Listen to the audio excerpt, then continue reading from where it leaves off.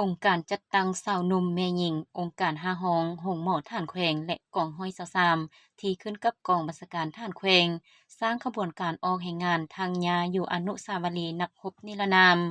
เพื่อเป็นการคำนับรับตอนกองประชุมใหญ่3คันมาในตอนเช้าของวันที่30สิงหาคม2024ผ่านมานี้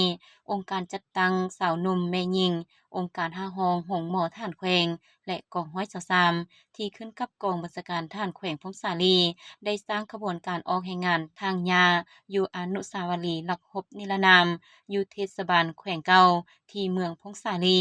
โดยการนำพาของสหายพันตรีศรีสวัสดิ์สุริวงศ์รองหัวหน้าแผนกสาวหนุ่มของการเมืองกองบัญชาการทหารแขวง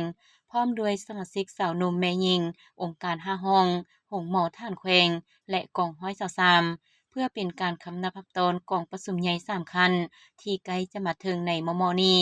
ให้มีกระบวนการฟดฟื้นและเฮ็ดให้ขอบเขตความรับผิดชอบมีความสะอาดและจบงาม